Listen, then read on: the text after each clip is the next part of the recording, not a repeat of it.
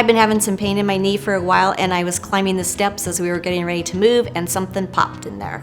I called the doctor in Lincoln. Due to COVID, we were not able to get in. They said, wear a brace.